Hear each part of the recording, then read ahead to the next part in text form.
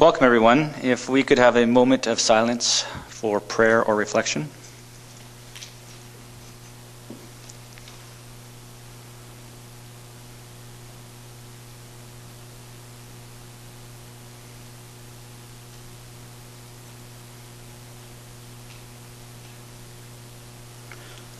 Thank you. So first up, we have adoption of the agenda. Any additions or deletions? Okay, seeing none, we'll adopt the agenda. Next, we have adoption of the minutes from our last meeting on October 6th. This is on page 4. Any errors, omissions, changes? Okay, seeing none. Moving along to our presentation tonight. This is in reference to page 30 of your packets, which is the Public Services Committee meeting. We have a presentation on the Municipal Heritage Preservation Award, and we have Malcolm Sissons, Chair of the Heritage Resources Committee. And Mr. Earl Morris.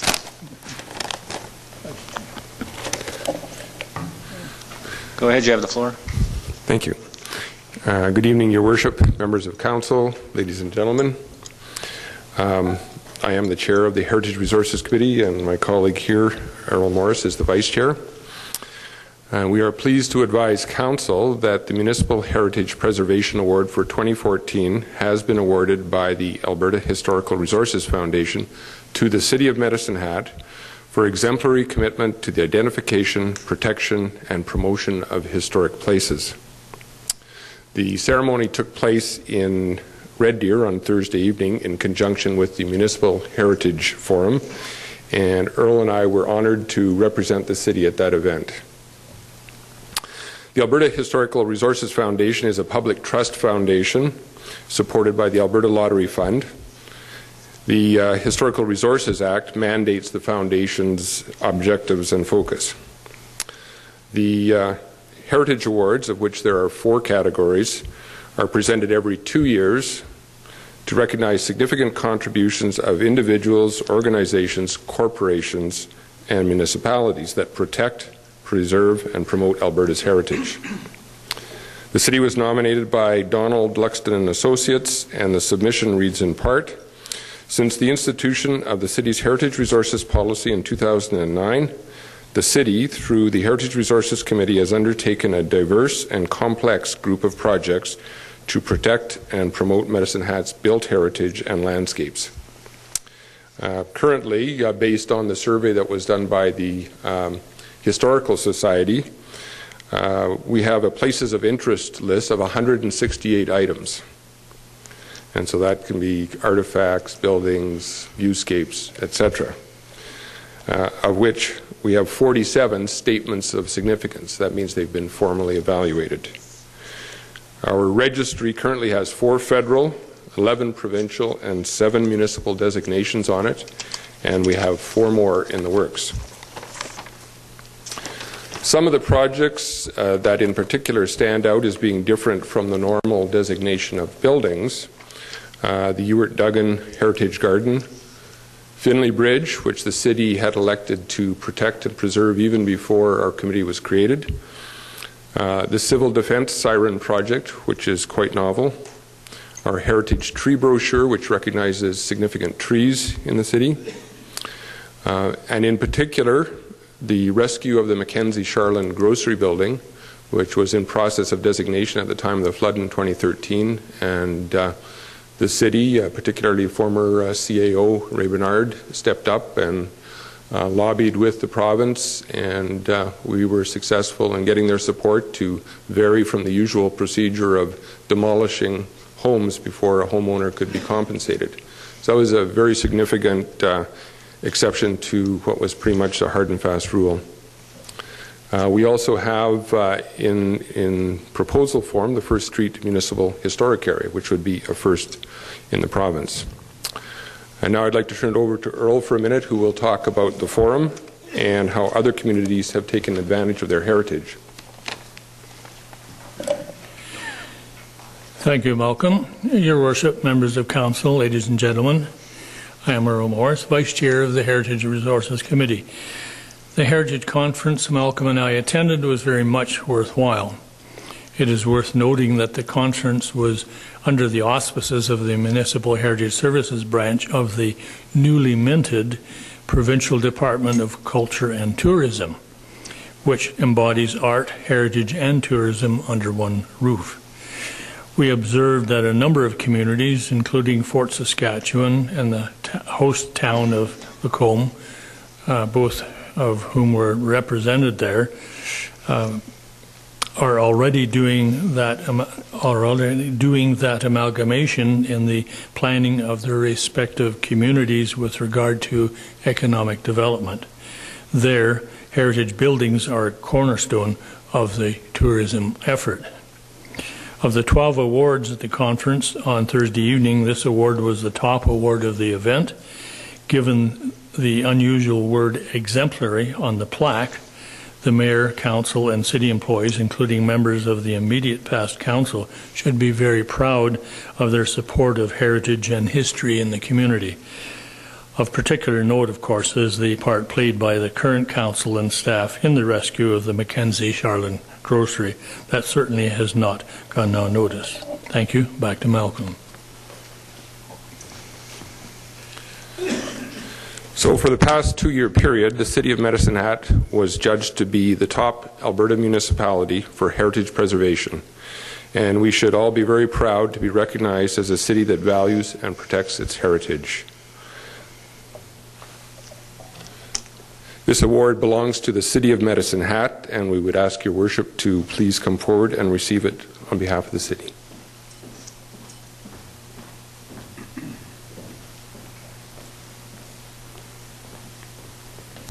Thank you so much. I don't want to say this is a surprise because of the hard work you guys have done, and it almost was a given. So we really appreciate it. Thank you so much for all your hard work and your volunteer hours.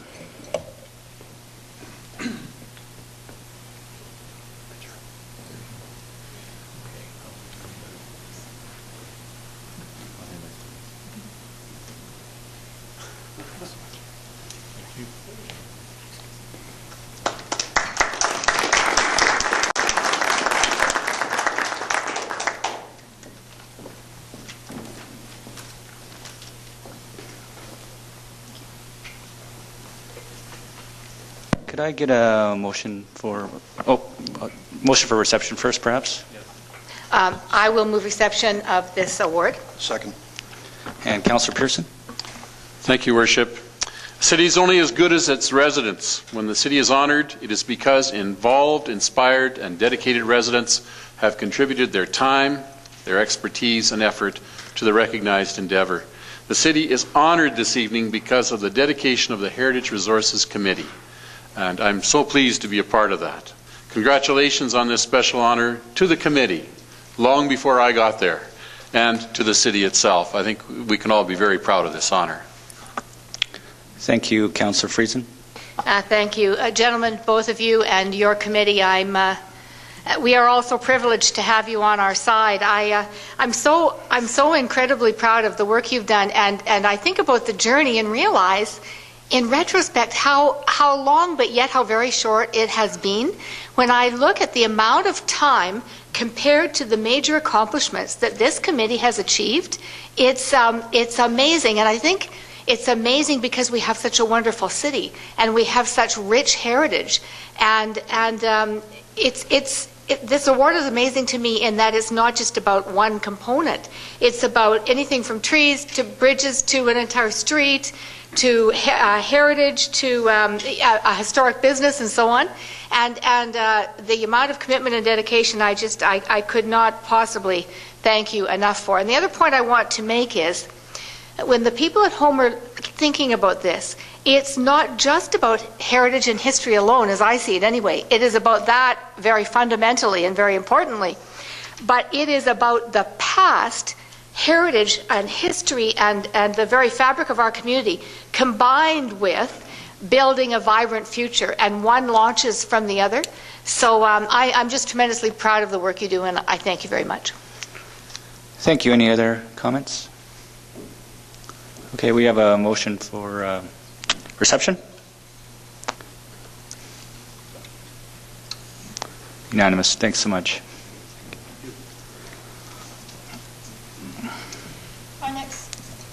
Our next item is communication from the Medicine Hat and District Chamber of Commerce. This is from Krista Voigt, President of the Board of Directors. It's on page 15 of your package.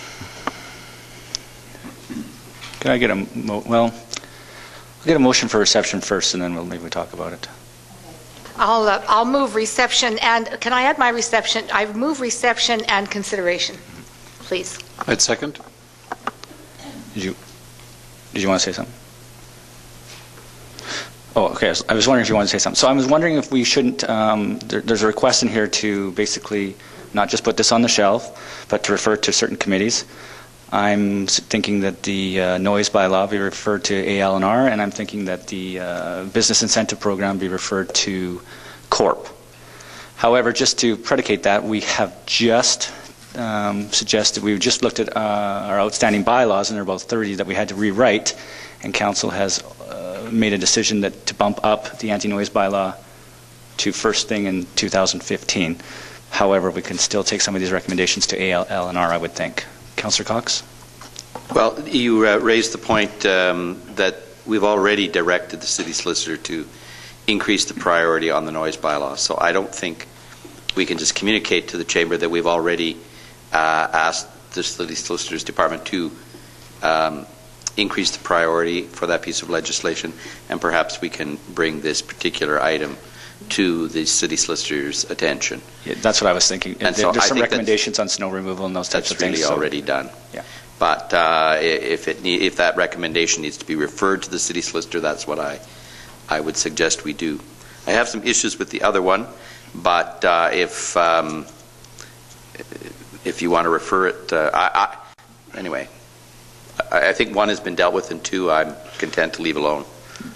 Well, since you're the chair of AL&R, would you like to have this, though, come to AL&R and then for the city solicitor's consideration? I don't think so. I'll move that the first item be referred to the city solicitor's office directly, because we've already directed him to increase the priority for the noise bylaw. Okay. Councillor Friesen? Well, point of order, I guess. We have one motion on the floor that we have not voted on yet, so I don't think we can take another motion, but it was the intent of my motion when I said consideration that they go on to their appropriate referrals. So yes. I don't know if you would rule that as a friendly amendment or not. Yeah, that's a friendly amendment. That's why I was looking to you to perhaps, yeah. We okay with that? So, friendly amendment to Councillor Friesen's motion is that one be referred to the city solicitor, and two is referred to corporate services. Yeah, correct.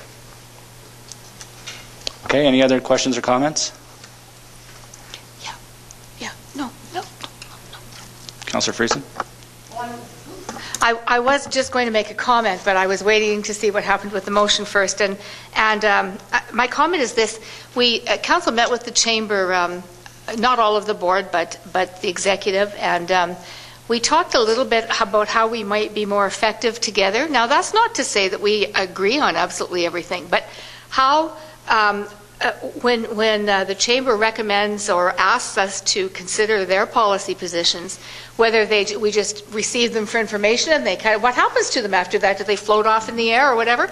And so we did have some discussions about that. And again, it's not to say we're going to just adopt everything that the chamber wants, and they're going to consider our ideas as well. But we talked about a little bit more of a formalized process, so at least we know what's happening with these things.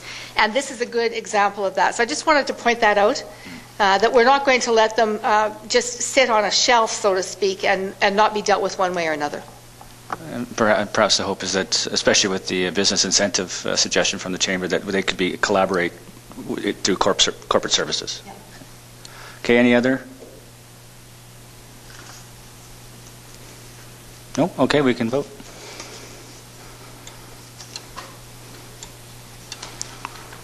That was unanimous, thank you. Moving along to reports. Our first report's on page 21, the Corporate Services Committee meeting of October the 14th. This report's for adoption with the attached resolution for your consideration. I move that report for adoption. Second. Any question? Councillor Pearson? Thank you, Your Worship. I just had a question about the signatories, I guess. And my question is very simple. Can any one of the three named parties make transactions to the city account independent of the other signatories? And I'm questioning why there doesn't, or why there isn't the requirement for two, at least, signatories to sign off on these transactions. I don't think there's any personal gain to be had, but it's just that safety valve, that check valve on the transactions. I'm just questioning why not two signatures. Go ahead. Through the chair to Councillor Pearson. This isn't our requirement. This is the bank requiring. So we're putting this in place so that the bank will recognize signatures from these three people. We have our own checks and balances on how decisions are made internally to do trades, and there we have required authorities and so on. We're actually looking at whether we should change that a little bit in the future, and we'll come to council with that. But this isn't something that we impose. This is the bank saying we need to know who you, council, authorized to sign so that we recognize those signatures. So it's not our internal process described here, it's the bank's. Thanks for that clarification. Councillor Cox? Well, I just want to make sure I understand, because I had the same concern, Councillor Pearson. So that our policy is that these kind of decisions are made not by an individual but by a group that's duly empowered, and this is simply a way of who's going to communicate that decision. Do I understand that correctly? Through the chair to Councillor Cox. Yes, that's essentially correct.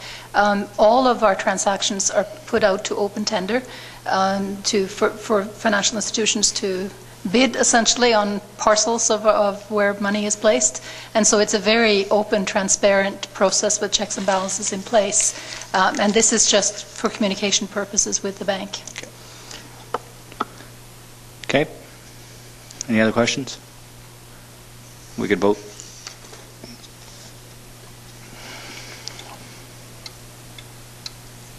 That was unanimous. Thank you. Our next report's on page 25. It's the Development and Infrastructure Committee meeting of October 14th, and this report's for adoption and information. I move reception and adoption of the October 14th D&I meeting. I'll second. Councillor Cox? I guess through the chair to somebody that was at the open house. I'm dealing with item 2. A number of us took the tour through Harlow and kind of gasped when we realized the full magnitude of what was going to happen there. And so I'm wondering if those gasps were echoed at the open house, or whether the reassurance that we received at the time, which was this is what the residents want and they know what they're getting, if that was echoed at that meeting, or whether there was some angst expressed. Through the chair to Councillor Cox, I did attend the open house, and I don't believe that there was any dissenting concerns. There was actually a great deal of support for what they'd seen on the drawings, what they'd seen in terms of the clearing to date, the information they've been receiving, the regular consultation from both staff and our consultants. So there is very, I would characterize it as very strong support for the program. Thank you. I find that reassuring. We did our homework. There have been previous consultations. This is kind of just a final, ladies and gentlemen, this is what it is going to look like, and I'm pleased to hear that the reception was as anticipated. Thank you, Mr. Through the chair. Might add one thing. One thing we were a little concerned about was the response once the clearing started to occur, and the feedback was pretty unanimous that there was a lot of trees there to begin with. There was some thinning that occurred. It's not significant in terms of the aesthetics, and so there was a lot of confidence in the program from that front as well. So that's really reassuring moving forward. Thank you. Councillor Simmons? I actually wanted to just speak to that. I actually attended that Harlow event as well, and I heard the same thing. I heard from residents that they were extremely happy, and the number one thing I heard actually was how impressed they were with the city staff and how they had collaborated so well with the community and talked to the community and sent that information out. So I just wanted to congratulate the staff on a job well done. So, thank you, Councillor Pearson. Thank you, Worship. This is a really interesting report, and I think it's important, especially for the steps that this council took in implementing the sanitary sewer isolation valve assistance program. It's been a tremendous success. I don't think you could look at it any other way. 568 properties were affected by the 2013 flood, and 569 applications for valve shutoffs have been approved. That's a nice sort of statistic. But it's also a heads up for property owners who have not yet applied for assistance under the sanitary sewer isolation valve assistance program. You have only until December 15th of this year to apply. And to those 95 property owners who have successfully applied but have not yet installed the valve, you have until March 15th to provide invoices to verify that those valves have been installed. That's really critical, and it's important that you take note of those dates. But a special thanks and recognition to the Red Cross and the Community Foundation, I believe, as well, for providing additional support to the 83 homeowners when installation costs actually exceeded the $2,000 city grant. So together, great teamwork, a great community effort, and the city deserves a little commendation for a very thoughtful and well-received program. Thank you. Councillor Simmons. I was just going to ask, is the 100 or so homes that have applied but haven't moved forward, will we be contacting them to let them know? Through the chair to Councillor Simmons, yes, we'll be contacting them individually to make sure that they're aware of these dates and the implications. Okay, thank you. Any other comments? Just that we were the only municipality that I know of in Alberta that did do this, and I know you gave council credit, but it wasn't this council, it was the previous council. I always like to redirect which council did it. So, any other questions or comments? Okay.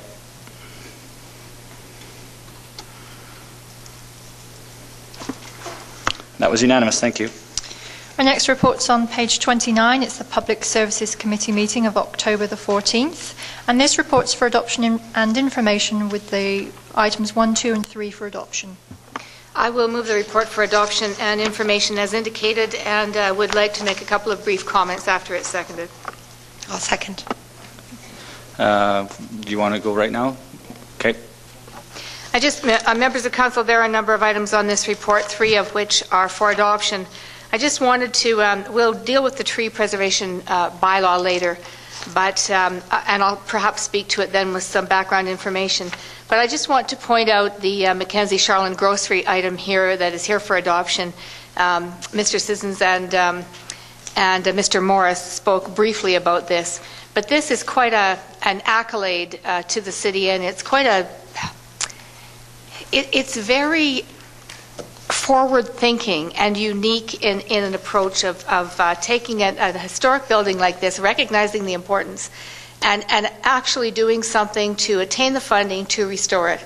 And we'll see about repurposing or whatever, but I just wanted to point that out. And the other thing I wanted to point out is that it's October's Library Month, and I'd encourage all of you to take a minute to look at the success of the library. The library is an extremely important part of our community, and it's not just about books. It's a real community hub in so many different ways, and so I'd really ask that you take a moment to look at the achievements of your library and how important it is to the essence of our community. Thank you. Thank you. Councillor Cox. A question through the chair to the chairman of the committee with respect to item 3, and that is title to this property is now transferred to the City of Medicine Hat, and I take it the building is being attended to by Land and Properties. Is there a plan for the use of this building? Will it be transferred to the museum, or is it staying in Land and Properties? Do you want to check? Okay. Through the chair to Councillor Cox, I can't give you a finite answer because there is not one yet. Once we're finished with this, we'll look at exactly what we're doing with it. But I will ask Commissioner Charlton if she would comment on the department, if you will, it's staying within at this point in time.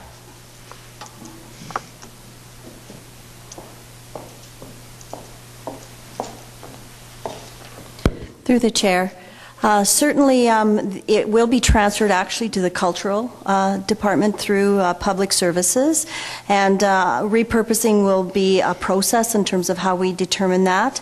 Land and properties will remain whole in terms of what the cost of the property actually was. What you see before you is some provincial funding that we've already secured to refurbish the foundation of the building. We will be applying for additional grants to restore the site, but we wanted to get going as soon as possible, particularly on the foundation. Thank you. Any other questions, comments on this report? Did you want to say something about the tree? I can say it now, or I can say it at bylaw stage. Do you want it now? If you want to wait till the bylaw. Sure. Okay. Councillor Cox. I don't usually have a lot of questions, but I do tonight for some reason. And it deals with the tree preservation. Just to make the observation, we're talking about, and I refer to Appendix B, page 33, the value of the city's publicly owned urban forest. There's also reference here to the many fine elm trees that we have in Medicine Hat. And I just want to make the observation that there's been some comment lately that we're looking at possible sale of the former health unit property, whatever the address. Is that 770 First Street? Yep. There's a very large stand of mature elm trees on that property. And whatever is to happen to that property, I hope that the future of the elm trees is taken into account there. There are many of them there, and it's a very attractive lot. Good point. Councillor Pearson. Thank you, Worship. This is an important bylaw, and I guess I could speak to it at the time. However, I think we need to understand a couple of things, and the first one is that this particular bylaw has special relevance and meaning for people who are interested in seeing a historic resource on First Street. If this bylaw had been in place prior to, it would almost have made the approval of that historic resource, First Street as a historical resource, almost superfluous. It's a way of preserving the trees and ensuring. And I think people need to understand this bylaw will mean that you have to be very, very careful before you touch or remove any tree that belongs on city property, on boulevards, for example. You have to be very careful to know that you have no right to do that. And the pruning of the elm trees at a certain time of the year is also very much restricted so that we aren't spreading Dutch elm disease. It's another piece of information. The city has hired an amazing arborist. And the exciting thing about this is if you want to contend any part of the bylaw, if we pass it tonight, you need to know that his former occupation was as a professional wrestler. He is a mountain of a man and very well informed about trees. Any other questions or comments? Okay.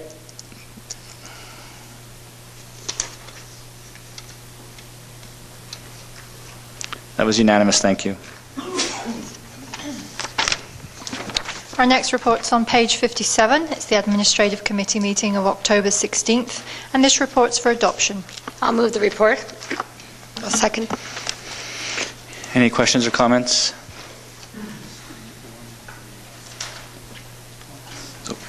Yeah, Councillor Friesen. Pardon me, thank you, Your Worship. I just wanted to make a comment in support of the first item, respectful workplace and whistleblower policies. It's here for adoption tonight, and I think this may sound like a small item, but it gets to the real core of the culture of an organization. And for me, it's important to comment on this. So I think we have a lot of employees in the city of Medicine Hat, as many organizations do. And it's really important that we recognize that no one should have to work in an environment where there is any level of unsureness about fear of retribution or being afraid to say something in a way that does not cause them concern. It's imperative that we value those employees of the City of Medicine Hat serve all of the people of Medicine Hat in a wonderful way. And it's important that they know their workplace is safe, that it's free of harassment or discrimination or anything that threatens the work that they do, and that they are respected for their contribution on behalf of the people of Medicine Hat. I feel really strongly about that. So I absolutely support this policy, and I wanted to speak to it because we don't value our employees nearly enough. Thank you. Councillor Pearson.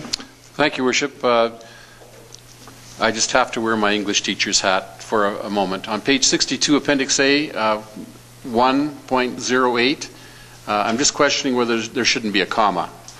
In the little expression that says, including but not limited to cultures, strengths, cultures, comma, strengths, opinions and experiences. It didn't make any sense to me in the way it's there right now. Unless it's cultural strengths, I'm not too sure. At any rate, here's my question. Will these policies apply to the Medicine Hat Police Service? No. No. I'll quickly answer that with a guess that no. Then, if I may, I'd like to talk very briefly about the City Clerk reorganization in Appendix B. At the second reading of this bylaw, I will oppose the reporting structure for the City Clerk to report to the City Solicitor. My reasons are twofold. Such a reorganization diminishes the City Clerk to a third-tier administrative position. I feel the position is a critical and neutral administrative role that permits the City Clerk to hear all parties, including the public, but to answer only to the CAO and through the CAO to the Council. I agree that the City Clerk should not be directly responsible to Council. The role must be politically neutral. My second reason is that the City Solicitor and City's legal department often have a focused and legalistic view of issues facing City decision makers. The City Clerk needs a neutral perspective that takes a wider view than a strictly legal perspective. There are historical, moral, social factors that should not be screened out of deliberations by the CAO and Council. The objection to the City Clerk reporting to the CAO are that there are no operational synergies to be found. Yet Section 208(1)A and all the way to D of the MGA specifies the direct responsibility of the CAO for all meeting minutes, setting agendas, and surely this is a synergy and the role of CAO and the City Clerk. For these reasons, I'll oppose the bylaw when it is read the second time. Okay, any other questions, comments? Okay, we could vote on that.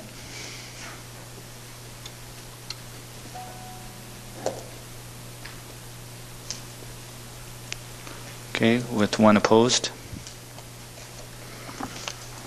Moving along to reports for reception. Our first one's on page 82. Sorry, just to make sure, you're only opposed to item 2, not respectful workplace. Yeah. Yeah. Our next report's on page 82. It's the Municipal Planning Commission meeting minutes of September the 22nd, 2014. I move this report for reception. I'll second that. Go ahead.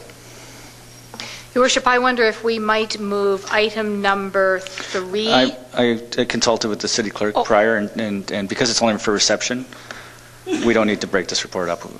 If we could just let them vote on it as one. Okay. So at this time, I'm going to declare a possible pecuniary interest on item number 3, which is the development permit for the lounge downtown. And Your Worship, I'm joining you in declaring a potential conflict of interest. I've just become aware that there exists a slight possibility that someone in my family may have some level of involvement.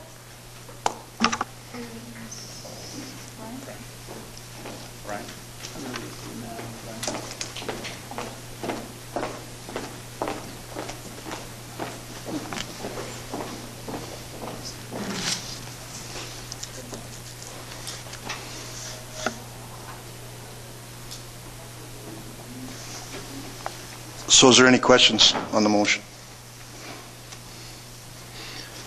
Seeing none, I'll call, sorry. Oh, sorry, Mr. Cox. Councillor Cox. Well, I appreciate that the Mayor and Councillor Friesen have both declared pecuniary interest. I'm not sure how that impacts a motion to receive for information, but with that observation, they've already left the room and you're in the chair. Don't think it was necessary, but there you go. Councillor Pearson. Thank you very much, Chair. I'm concerned, I guess, about the redevelopment of the town cinema into a nightclub, and I'm concerned on about several levels. The first one being that this is a chance to redevelop a building that has been sitting idle for a number of years already, and the economic impact of that is positive. I saw in the request that some of these spaces would be used for office space, and I like that idea a whole lot. But across the street, there's an assisted living establishment, and even though the manager of that facility voiced support for this application, I don't know if they fully understand the social impact of people emptying out of a club at 2 or 3 in the morning, and the possibility for fights and all the other kinds of things that can happen, together with the concern that would arise with parking. This is an interesting kind of problem for a downtown that usually dies after 6 o'clock, but I guess I'm concerned about the social impact of a nightclub downtown. We know that there are other facilities that work very well in that area. I'm just questioning whether the social impact of a nightclub will be the same thing as a lounge and bar situation or a licensed premises. This is going to be something different, and it may attract a brand new clientele that could be difficult to handle. So I'm not certain that I can support this. Is there any other comments? Sorry, Angela. I would just like to clarify that this report is here for reception. It isn't a decision item for council at this time. Yeah. Just for reception. That was my point. We're voting on receiving minutes. This isn't a council decision. Yeah, just for information. It's been appealed, I can tell you that, and it's going to the Subdivision and Development Appeal Board, of which I am a member. But it will never come to council. I'm sorry. Seeing no more questions, call for the vote. Where do I vote? You can vote right there, and then we will okay. Record it as yours. Okay. Thank you. I can call them back in now.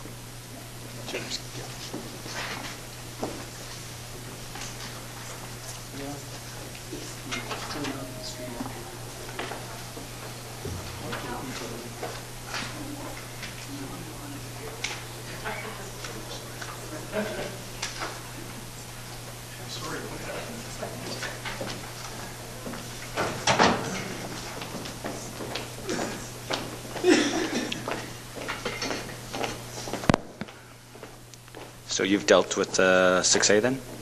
Yes, we've dealt with the Municipal Planning Commission meeting. So now we're moving on to page 94, the draft minutes of the Medicine Hat Police Commission of September the 18th, which again is a report for reception. I'll move reception. I'll second that. Any questions or comments on Councillor McIntosh?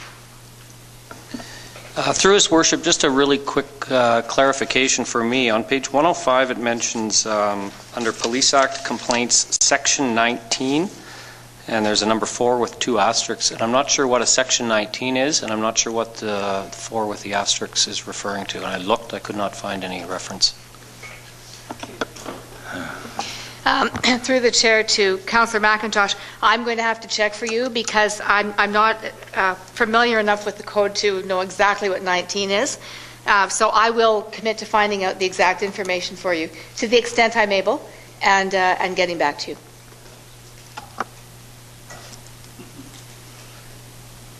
Any other questions on this report? Councillor Cox? Through the chair to the member Councillor Friesen, the member of the Police Commission. Item 5 in the minutes.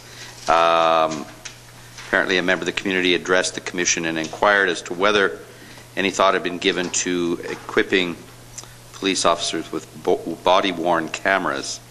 Certainly this is a point that's been raised to me as a more appropriate expense than the purchase of an armored vehicle. Has the Police Commission considered equipping vehicles and individuals with cameras that would record their activities and exchanges with members of the public? Through the chair to Councillor Cox, the Police Commission has not formally dealt with body cameras, is what you're asking about. We have not formally dealt with the purchase or the use, operational use, of body cameras formally at a meeting. It would not be the recommended solution vis-a-vis an armored vehicle. They would have different functions. So I don't think we're at a point yet for that, but if it's something that the council would like us to have a chat about, we can. We're not seeing that in our operational future at this point in time. But all of those things come about as part of a future consideration in any kind of a service, where you look at now and you look into the future, and you can sometimes say they're not relevant now, they're not cost effective now, they're not going to meet the safety needs as we see them right now. But maybe in the future, when we reach a certain size, or when we see the statistics or the trends pointing in a different direction, we might consider them. Red light cameras are an example of that. You know, some communities have gone into red light cameras. We have not done that yet. Doesn't mean we never will. It doesn't mean we will. But you have to judge your community and take your own statistics and make the best future decisions as they take you forward 3 to 5 years into the future. If I may, Your Honor, just to take some exception there, the comment was, the response from the chair was that the service would like to purchase all of these things, but it comes down to balancing the needs of the service and the cost. So, in fact, this has been taken into consideration, and a decision has been made against body cameras and in favor of other things. No, that would be incorrect. That we have not formally dealt with the purchase of body-worn cameras, nor does the Commission deal, or should it deal, with every operational matter. So if it was felt by the service that operationally they needed body-worn cameras at this point in time for safety, it would formally come to the Commission table, because it would be a budget item. So no, it might have been an informal discussion. It might have been a consideration. I don't doubt that, but it has not formally come to the Commission table. And I just want to caution that this is not body-worn cameras and an armored vehicle have different functions. So one might be part of another, but they do have different functions. Well, I appreciate they have different functions, and you can't necessarily have everything, so you have to make decisions on what you're going to spend your money on. My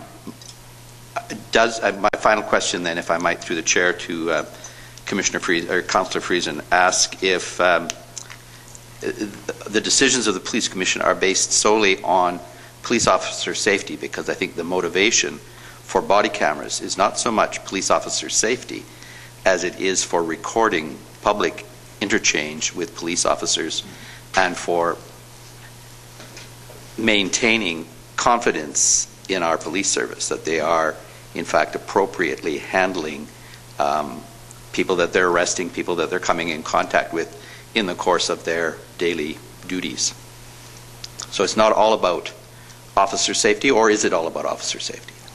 Well, again, through the chair, if I could make a comment on that. That I would say the primary consideration of what the police service does is public safety. That's number one. That is why you have a police service. Now, within the realm of public safety, you have to make sure that you have officer safety as well. So the usage that you point out is valid. There is more usage than that, because there would certainly be some safety elements could be recorded with body-worn cameras, but I don't think they're in our future at this point in time. I should also tell you that this particular item came from a member of the public that is very interested in police matters and comes to our meetings and has, about 5 minutes to speak almost every meeting, brings very interesting thoughts and ideas to the table, and this was one of them. Okay, Councillor Pearson. Thank you, Worship, and through your Worship to Councillor Friesen. Page 96 of our report, Sergeant Teal's assertion that the Safe Families Intervention Team mandate is victims, and seems like that victims only, runs counter to a proven model in Brooks, where both offender and victim are contacted within 24 hours of an offense. Does the Victims of Crime grant limit the contact SFIT makes with the offenders? Is there a bias? Because counseling for the offender has been shown to be the best means of prevention for further family violence. And even though the assertion in the report is that there hasn't been a lot of willingness by the offenders to enter into discussion or counseling, charges are often stayed in Brooks if an offender agrees to meet and discuss the incident. It seems to me that police have considerable power here, power of persuasion, to enter into those discussions. And I'm left wondering if all these powers are being utilized. Through the chair to Councillor Pearson, I am not intimately familiar with every single detail of how this program is carried out on a day-to-day, minute-by-minute type of basis. But I can tell you this. This partnership is extremely effective and has already demonstrated evidence of quite a positive change. Not only anecdotal evidence, but also some researched evidence.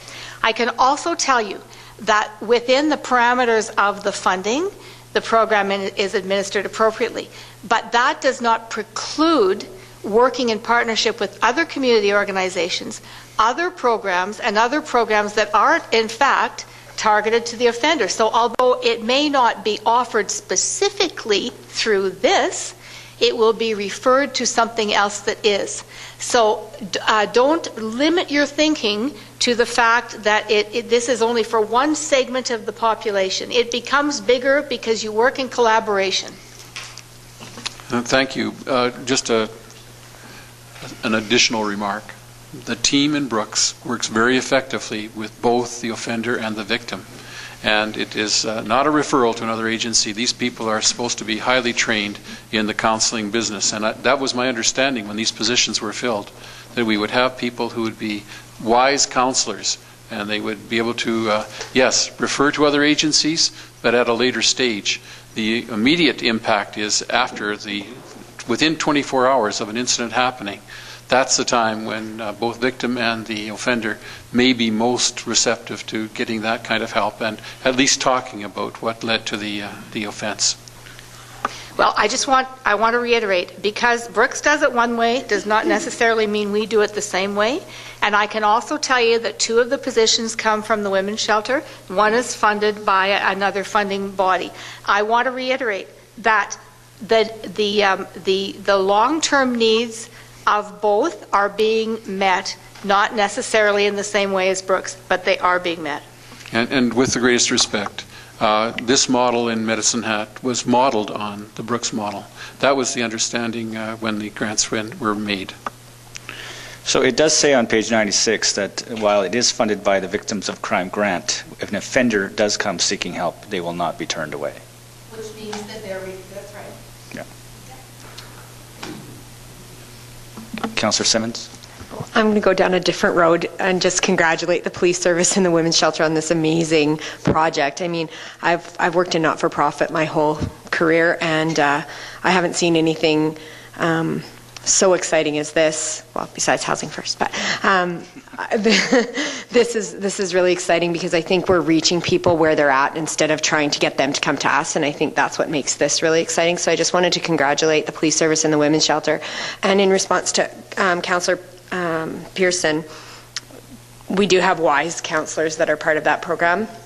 The Women's Shelter Society is the expert on domestic violence in this community, and the extra support and training that those people that work there have is second to none. And so certainly I have no concerns about the type of training they have, and something to consider might be that Brooks has a culturally different population possibly than we do, so their programs may be delivered differently because of the culturally sensitive piece. So something to consider. Yeah, go ahead. With the greatest respect for everything that you've said, the situation is that I'm objecting to, I guess, is the concern that somehow or other the offender gets referred. And I know that in the other situation, and it's a situation that we had talked about prior to an application being made, there would be some considerable leeway by the police officer in discussing whether a charge would be laid if the offender would enter willingly into a discussion with those wise counselors. And it seems to me in this report, and maybe I'm misreading it, it seems to me that the officer is just saying, well, if they don't want it, then we'll walk away. And that's not good enough, because the problem is certainly directed at the victim, but the offender is the one we need to deal with to solve this problem. The offenders are the people who need the attitude adjustment. I would suggest that it's not the police officer's discretion to determine charges, but whether the Crown would determine the charges we dropped. Correct. Yeah, you're absolutely correct. You're Any other questions? on the recommendation of the officer. Okay, Councillor Friesen. Well, I don't want to belabor this because this has turned into a bit of a, I don't like the direction this is going at all. This is a good news story. The police service has partnered with the Women's Shelter Society to provide an optimal level of support in instances of domestic violence, which, by the way, are one of the most dangerous officers can deal with, and one of the most emotionally impactful on families and children moving in cycles into the future. This is an extremely important initiative that's already showing great impact. With respect to the offender, they are not left hanging to dry. Medicine Hat Family Service, and partnered with the Women's Shelter initially, offers a program for offenders that also has a court-mandated function to it, and is done in consultation with the police who refer into it. They are not left hanging to dry. We also have a funding relationship to a certain extent with Family Service through FCSS, and so you're looking at a total picture here. I know you think you're not, but you are. Okay. Any other comments? Seeing none, we can vote on this report. It was unanimous, thank you. So now we move along to our bylaws section of our meeting. Our bylaws for our third reading is on page 127. Bylaw 4242, bylaw of the City of Medicine Hat to incur indebtedness in the amount of $500,000 for the purpose of a tri-axle hydrovac truck. Your Worship, I move that bylaw number 4242 for the purchase of a hydroaxle vacuum truck in the amount of $500,000 be approved. Read a third time? Yeah. Third time. I'll second that. Okay. Any questions or comments? Okay, seeing none, we'll call the question.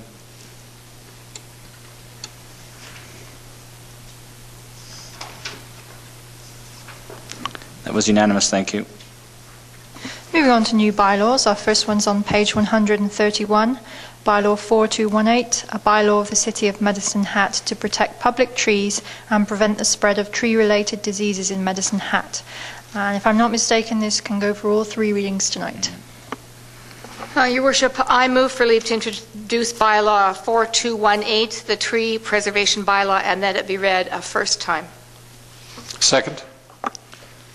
Okay, if we could vote on this.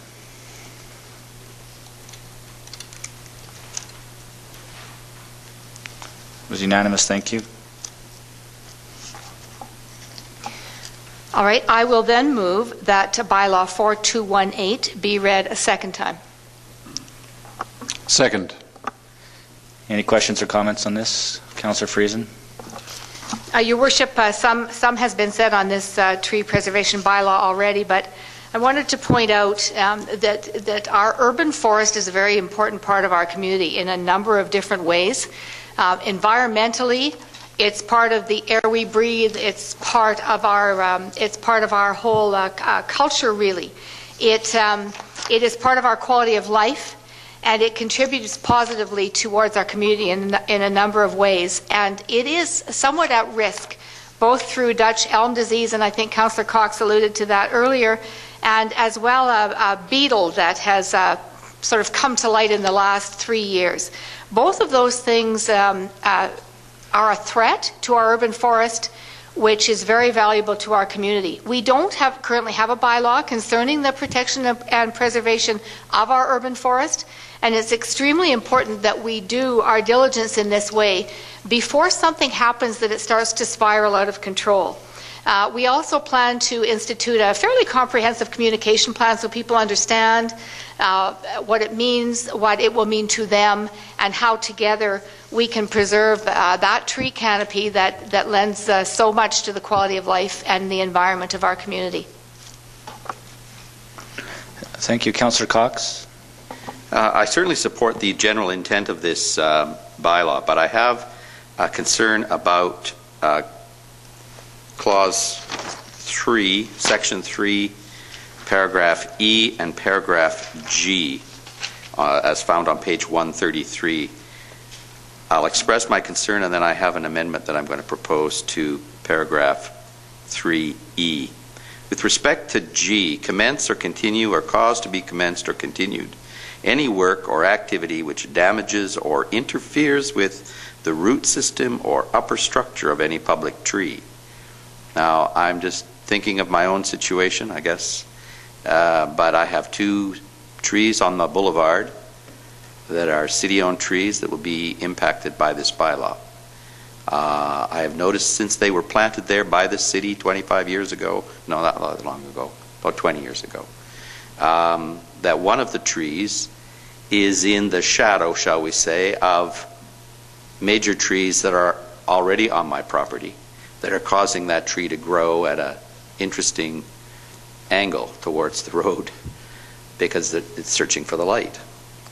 Am I interfering with the upper structures of a city-owned tree? And could the city then come and ask me to take down my tree so that its tree can grow, even though they planted it there after my trees were planted? That's my question on G, and I'm just going to leave that hanging for the moment because I don't think anybody can answer it, but I have a bit of an issue around that. E causes me more concern. Place, apply, or spray, or cause to be placed, applied, or sprayed any substance other than water on any portion of a public tree or within 3 meters of the base of any public tree. All of a sudden, I can't treat my boulevard lawn for weed control, dandelions and so forth, plantain and chickweed, because I'm going to be spraying the application within 3 meters of the base of a tree. Been doing it for years. It hasn't caused the tree any problem so far, but now I'm going to have to get city permission to do that.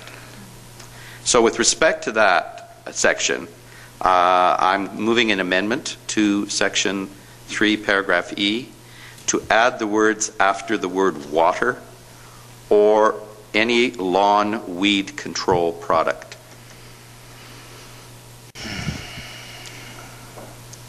Get a seconder?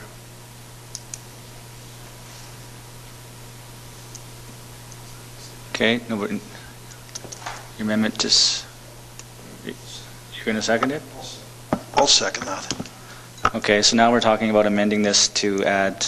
I would have thought you would have gone for the 3 meter actually, and limited it to 1 meter or something like that. Well, I want to. If there's dandelions up against the tree, I want to treat them. Does anybody on staff want to talk about this section? I can try through the chair to Councillor Cox. We did have quite a bit of discussion on that particular clause E and wondered whether we needed to amend or clarify, or it was being too restrictive. We came down on bringing it forward because we know it will be exercised with appropriate deliberation and not I mean, we're not going to unduly go after homeowners who spray for dandelions on their lawn. We do want to be able to have the powers to go after people who use stronger weed killers to directly affect the trees. And so do we want to start to get into this product is okay and that product is not? It's a very slippery slope. And so we kept it fairly restrictive, knowing that it will be handled with discretion and caution. Okay. Councillor Varga. I just have a few comments to go with this. I support this bylaw. Being a landscaper, anytime you start doing some things with trees, a lot of the times you make the tree uglier than what it really should be, or don't have any idea of what you're doing when you're trimming, or like you say, Councillor Cox, with weed control, where Roundup becomes the spray of choice for a lot of people and want to get rid of everything. But I think it's a great idea. My only other concern, my one concern, I guess, is information going to go out to the people that have these trees, so that they know their do's and don'ts with what they have to do with these trees. And I just planted 17 elm at the hospital, so I put them in small spaces, so I don't know how big they'll get, because they're not as big as the boulevard. So I hope they get to be big in years to come, and it's going to be beautiful around that place in years to come. So just an answer to the question would be nice. Thank you. Go ahead. Through the Chair to Councillor Varga, I believe Councillor Friesen also commented on this. We will have an extensive communication campaign on this, and the intent is really to inform and work with the public. The bylaw hopefully has the teeth for grave concerns where people are really overstepping and destroying trees, but it's not intended to impose on the regular homeowner wanting to take care of their property. But we think it's appropriate for the bylaw to have some teeth in those cases where public trees are injected with Roundup, and we know that there is willful damage being done. Okay, so any more questions or comments on the amendment? Okay, so we'll just vote on the amendment, and that was to spray weed killer. And yes, to add the words "or lawn weed control products." Yeah. So I'm not talking about Roundup. No. I'm talking about lawn weed control products. Oops, okay, I meant to vote no on that. Or yes. I assume you intended to vote yes on your motion. So there was 2 against, and so that amendment is carried. Okay, so now on the original bylaw as amended. Any other questions or comments? Well, sorry, I wasn't asking for the vote yet. Yeah. Go ahead, Councillor McIntosh. Through His Worship to CAO Hagelin, you said this bylaw is designed to go after the grave offenders, but when I was reading through this, a lot of it, I'm analyzing my own situation in my house where I have a lot of old fabulous trees, and I'm trying to analyze, okay, if I want to take that tree out, how is this bylaw going to impact me? And I could see a lot of different situations where it was going to cause me issues, and I could not find clarification in it. I'm not a lawyer. Apologize to the lawyers in the room, but it looked to me like it wasn't going after the grave offenders. It was going after every homeowner in the city, and for that reason I won't be supporting going after this for the 3rd reading tonight, so just so you know, but I may change my mind. Councillor Cox. I shared some of that concern, being the owner of a home with a large, well-treed lot, but this only applies to, as I understand it, please correct me if I'm wrong, and it may give some assurance to Councillor McIntosh, deals with public trees. So these are the trees on the boulevard, not the trees in your yard, not the trees on your own property. Those you can remove as you decide. Just for reassurance, through the Chair to Commissioner Hagelin. Through the Chair to Councillors McIntosh and Cox, that's correct. And it may read as fairly onerous, but if you notice, the remedy is to talk to us. And so the idea is come and talk to the arborist, come and bring it forward, bring it to my attention, and let's talk about what's reasonable to do if there's an issue. What we don't want is to have the public go out there and apply things to trees or around the trees without knowing what's going on. So really, it's restrictive in a sense, but really all we're asking is talk to us and get permission to do things.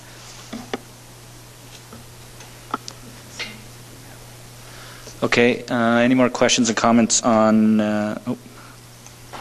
Just a point of clarification. I think you're generally right, Councillor Cox. The majority of the bylaw applies to public trees, except the provisions dealing with elm trees apply to all trees. Okay. Okay, if we could vote on second reading as amended.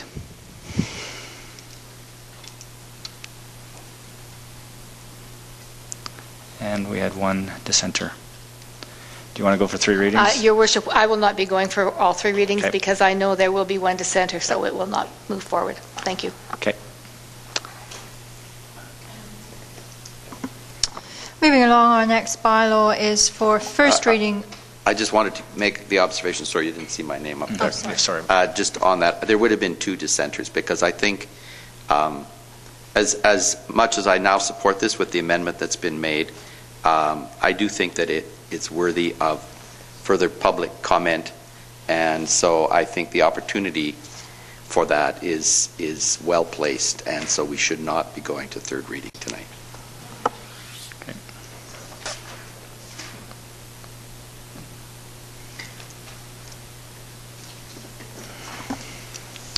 Thank you. So moving along to page 137, this bylaw is for first reading only.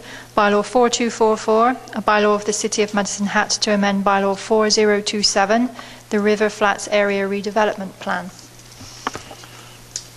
I move for leave to introduce bylaw number 4027 and that the bylaw be read a first time. 4244. 4244. I'll second that. What am I reading? Okay, that's for first reading.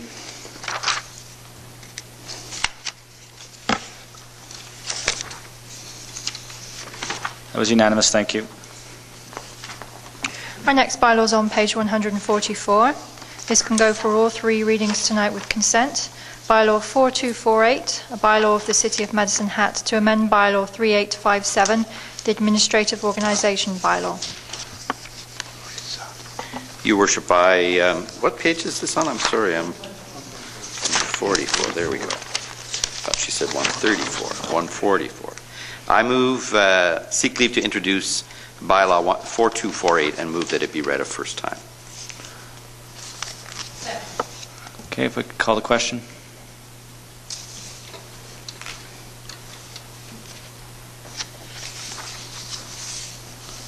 And there was one dissenter. Your Worship, I would move reading of bylaw 4248 for a second time. I'll second that. Any questions or comments on bylaw 4248? Councillor Pearson? Well, again, just to express a concern, I guess, that taking this position and moving it under the city solicitor creates a perception that the city clerk now is firmly in the legal camp of the city on all kinds of hearings, including all those that are appeals. And it's important, I think, that in the situation that exists in an appeal and in those situations where there is a conflict between the city's interests and an individual, the city clerk is seen as an impartial person recording duly the facts of a case and not adding or creating a bias in any shape or form. And I guess the other concern again goes back to the issue of what the MGA says about the position of or about the duties of the CAO. It certainly is the CAO is responsible for all of the creation of agendas and minutes of meetings for council, and that clearly is what the city clerk does. If we move this person into a position subservient to the city solicitor, we now moved this position into a third tier, and that's in our notes. If we keep this position as someone who reports directly to the CAO, This is a second-tier administration position, and I think that's where it belongs. It's an important position in our city's administration. I don't believe it needs to report to council in a direct way, but it certainly needs to report to the council through the CAO. Okay, City Clerk. Thank you. Through the chair, I'd just like to address a few points here of Councillor Pearson's. So my role as City Clerk is largely defined through legislation, whether it's the MGA, whether it's the Elections Act, whether it's the census regulations, whether it's the Assessment Review Board legislation. And so in that respect, the processes of my position is really defined by the law, not by any other kind of judgment or political positioning. My role as a general manager of a department, however, is hand in hand with that, and I just feel that having the input and direction from a long-term staff member would be more beneficial to my team in the long term. And that's all I have to say really about that. Okay. Councillor Cox. Yes, just to make the observation that this, in my view, does not make her a third-tier employee. The city solicitor reports directly to council, as does the CAO. And so whether she reports directly to the CAO or reports directly to the city solicitor, she's a second tier if there's any kind of tier involved. I take great comfort and great notice of the fact that, as Ms. Cruikshank has pointed out, her role as city solicitor is largely defined by legislation. So it really doesn't, her impartiality is beyond question, and it's defined by the very nature of the role that has been created, which we must fill. And then it's simply a question of how do we appropriately help manage that role. And I have every confidence that this transition to the city solicitor's office will effectively assist her in fulfilling her legislative duties. Okay, Councillor Pearson. Thank you, Worship. I'm just looking at the bylaws reading and the actual wording. It says, whereas council wishes the city clerk to report to the city solicitor and to authorize the city solicitor to appoint and terminate the position of city clerk, we're really creating a position that is subservient to the city solicitor, at least under that administration structure. All of my comments today are not directed at any personality or any kind of personal issue. It's looking at a structural issue within the city, and I have every faith that our current city clerk is very adept and able to handle all of the legal requirements without being under the city solicitor. My concern is a public perception. And in the past, I know that the city solicitor or the city clerk has been one of those neutral positions in our city administration where public can make ready approaches to the position and raise concerns, and they become issues that come forward in meeting agendas and through the administration committee that is chaired by the CAO. So it seems to me that, again, that we are moving slightly out of that mold. And I reiterate, I'm in favor of removing the city clerk from direct responsibilities to council, but I think if we're going to reassign that position, it needs to be to the CAO, who is responsible for meetings and all the agendas and the minutes that are recorded thereof. It seems to me like that is the appropriate place. I don't see the need for it to be a city solicitor's role, even though there are legal requirements for elections and other kinds of things that really don't affect directly the city solicitor's role. Okay, any more questions or comments? This is second read. We are on second reading.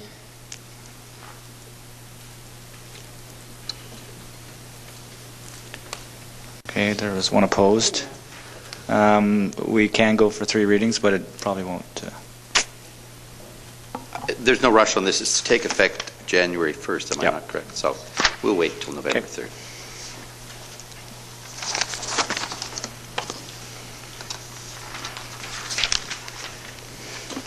Okay, and I've received no notice of motion, so I think our next act is to adjourn. We are adjourned.